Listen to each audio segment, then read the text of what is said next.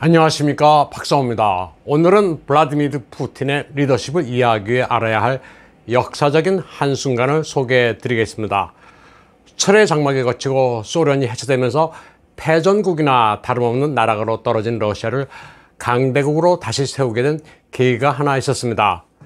푸틴이 아주 젊었던 시기에 겪은 이 사건은 이후 그가 여러 차례 위기를 겪으면서 정면 돌파의 실력을 과시하는 자양분이 됐습니다. 특히 러시아 국내 소요와 연방 해체 후 크림 사태 같은 국가적 위기를 단숨에 돌파하고 승리를 이끄는 리더십의 발판이 됐습니다. 1989년 베를린 장벽이 무너졌습니다. 그리고 같은 해 12월 5일에는 푸틴의 인생에서 아주 극적인 사건이 발생했습니다. 베를린 장벽이 무너지자 이제 자유를 찾았다는 해방감에 도취한 군중들이 동독에서 들고 일어났습니다. 동독은 확실히 붕괴되고 있었고 곳곳에서 동독의 비밀경찰 슈타지를 손봐야 한다는 목소리가 높았습니다. 군중들은 드레스덴에 있던 슈타지 본부를 습격했습니다. 슈타지 본부에서는 수많은 기밀 문서들이 군중에 털렸습니다. 서독에서 암약했던 간첩들의 신상 명세도 대량으로 유출됐습니다. 드레스덴 슈타지 본부와 멀지 않은 앙겔리카 스트라스에는 KGB 동독 본부가 있었습니다. 폭도로 변한 군중들은 KGB도 가만둘 수 없다면서 몰려갔습니다. 3층짜리 KGB 건물을 지키고 있던 유병은 겁에 질려 건물 안으로 들어가 숨었습니다. 폭도들이 건물을 포위하고 내부로 진입하려 할 때 건물 현관문이 열리고 한 사나이가 나타났습니다. 그가 바로 블라디미르 푸틴이었습니다. 폭도들 앞에서 겁에 질만도 하지만 푸틴은 당당히 그들에게 말했습니다. 푸틴은 폭도들에게 이 부지는 소련 영토로 간주되니 밀고 들어올 수 없다. 무장된 경비병은 비상시에 총기를 사용할 권한이 있다고 말했습니다. 푸틴은 유창한 독일어로 동독 군중을 설득시켜 발을 돌리게 만들었습니다. 일단 폭도는 물러갔지만 푸틴은 동독의 사태가 심상치 않아 언제든 KGB가 위험할 수 있다고 판단했습니다. 그래서 동독 주둔 소련군 탱크 부대에 도움을 요청했습니다. 그러나 되돌아온 답변은 절망적이었습니다. 미하일 고르바초프가 통제하는 모스크바의 지시 없이는 아무것도 해줄 수 있는 게 없는데 모스크바는 지금 침묵을 지키고 있다는 거였습니다.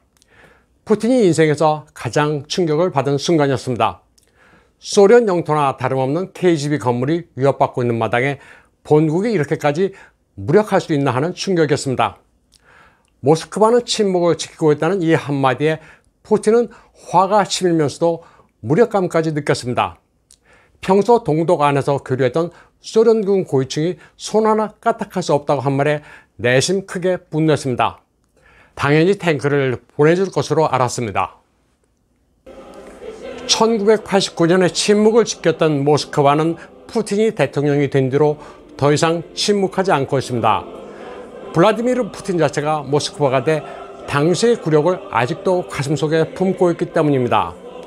드레스덴의 경험은 푸틴에게 이상적인 사회와 국가는 어떤 모습이어야 하는지, 그리고 리더는 위기를 맞아 어떻게 해야 하는지 값진 교훈이었습니다. 또 침묵했던 모스크바를 통해 정치 엘리트가 얼마나 나약할 수 있는지, 그리고 얼마나 쉽게 군중의 힘에 무너질 수 있는지를 깨닫게 됐습니다. 푸틴은 그래서 정치 엘리트를 강하게 키우고 있습니다. 공무원들을 대상으로 한 리더십 프로그램을 만들어 이를 수료하는 이들을 주지사에 임명하는 정책도 고안해냈습니다. 드넓은 러시아 영토를 통치하기 위해서는 관료가 강한 엘리트가 되어야 한다는 취지입니다. 고위 관료가 책상에만 앉아있지 말고 현장을 경험해야 한다는 지시에 모스크바 통상국장은 직접 상품 매장에서 체험 근무도 합니다. 경영 일선에서 다양한 경험을 해봐야 한다는 겁니다. 리더십 프로그램은 아주 다양합니다. 절벽에서 강으로 뛰어들면서 담력을 키우는가 하면 암벽 올라가기 프로그램도 있습니다. 한 지역을 이끄는 지도자가 되려면 어려움을 피하지 말고 직접 몸으로 부딪혀 돌파해야 한다는 푸틴의 원칙에 따른 건데 호응도 상당히 괜찮습니다. 푸틴은 이 프로그램 수료자들을 자기 정치 세력으로도 만들고 있습니다. 푸틴이 KGB 요원으로 동독 드레스덴에 부임한 것은 1985년이었습니다. 이 사진은 동독으로 부임하기 전 푸틴이 부모님과 촬영한 겁니다. 독일에 능통했던 푸틴은 지원하자마자 바로 부임할 수 있었습니다. 서독에 가려면 경쟁자가 많아 몇 년을 기다려야 했지만 상대적으로 척박한 동독은 지원자가 거의 없었기 때문입니다. 푸틴은 청소년 시기부터 KGB를 동경했습니다. 스파이 한 명이 전체 군대가 하지 못하는 것을 이룬다. 스파이 한 명이 수천 명의 운명을 좌지우지한다는 KGB의 신조가 왠지 가슴에 와닿았기 때문이었습니다. 푸틴의 동독 KGB 요원 생활은 좀 따분했던 것으로 알려졌습니다. 기밀 해제된 슈타지 문서에 따르면 푸틴은 사무실 내 전화 설치도 슈타지 보스의 도움을 받았습니다. 소련이 공산주의 종주국이긴 했지만 위성 국가였던 동독보다도 생활 여건은 떨어졌던 시기였습니다. 지금은 이혼한 전처 루드밀라도 동독이 소련보다 나았다고 효과합니다. 드레스덴의 거리는 깨끗했고 동독 사람들은 일주일에 한 번은 창문을 닦았다고 말하기도 했습니다. 동독 정보기관 요원들은 KGB보다 봉급이나 생활 수준도 높았습니다. 푸틴 부부는 차라도 한 대 장만하기 위해 부족한 체재비를 아끼면서 생활했습니다. 스파이 활동을 따분하게 느꼈던 블라디미르 푸틴은 나름 동독에서 패션이나 트렌드에도 심취했습니다. 푸틴은 동독에서 맥주도 즐겼습니다. 로컬 맥주 라데버거를 선호해 동독 체류 당시 12kg이나 체중이 불었습니다. 당시 동독은 소련과는 여러모로 달랐습니다. 물론 공산당이 모든 것을 압도하긴 했지만 표면적으로는 다당제였습니다. 현재 러시아의 정치 시스템은 당시 푸틴이 보고 경험한 동독의 모델을 이식한 겁니다. 푸틴에게 동독은 일종의 패러다이스였습니다. 그런데 1989년 가을이 되자 현실은 지옥으로 변했습니다. 베를린 장벽이 무너지면서 몇 년간 정을 붙였던 동독이 사라지게 된 겁니다. 이때 푸틴은 사람들이 어떻게 정권을 무너뜨리는지를 눈으로 봤습니다. 1989년 10월이 되자 프라하 주재 서독 대사관에 망명을 신청한 동독 사람들은 가족들을 서유럽으로 이주시킬 수 있었습니다. 합법적 망명자들이 탄 열차는 드레스덴을 통과했는데 수많은 동독 사람들이 이 열차에 올라타려 난리를 겪기도 했습니다. 드레스덴 KGB 본부 난입기도 사태가 있은 뒤 푸틴은 철수에 앞서 건물 안에 있었던 엄청난 양의 기밀 서류들을 소각했습니다. 양이 얼마나 많았는지 소각로가 고장날 정도였습니다. 푸틴은 2주 후 드레스덴에서 있었던 헬무트 콜 수상의 연설에도 충격을 받았습니다. 헬무트 콜은 소련군 탱크 동원을 거부했던 고르바초프를 칭송했습니다. 헬무트 콜의 연설에서 독일 통일과 동독의 소멸은 분명해 보였습니다. 그리고 헬무트 콜이 게르만 민족의 애국심을 고취하기 위해 파탈란드, 조국이란 단어를 구사하는 데 대해서도 푸틴은 적지 않은 충격을 받았습니다. 파탈란트는 2차 세계대전 이후 한동안 국수주의적인 뉘앙스를 풍기내서 금기시 됐었던 단어이기 때문입니다. 동독의 붕괴는 푸틴에게는 트라우마로 남았습니다.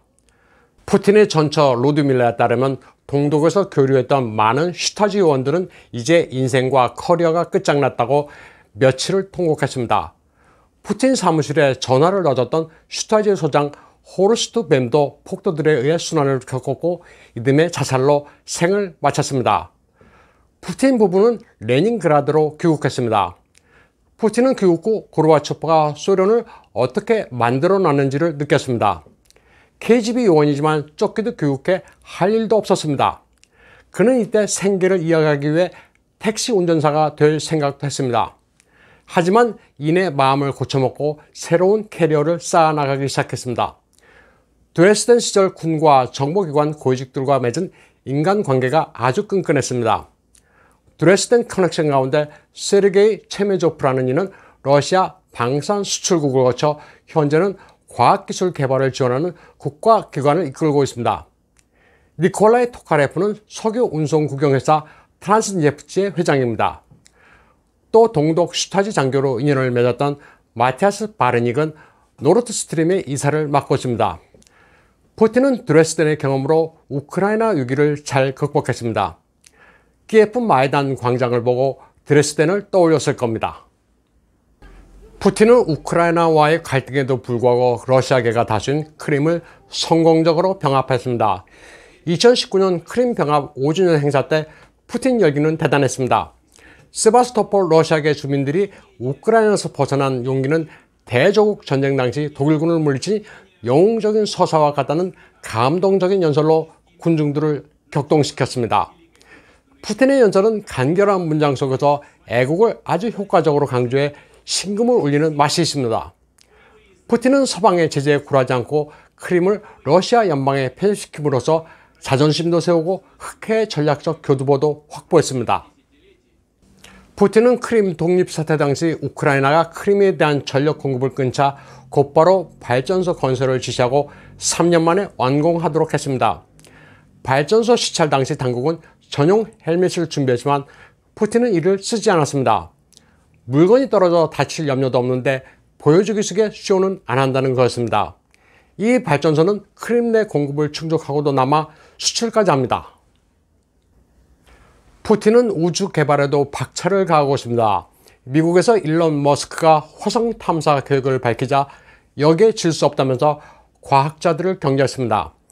푸틴은 우주 개발에 예산이 얼마가 들든 이를 마련하겠다면서 과학자, 엔지니어를 영웅으로 시켜 올렸습니다.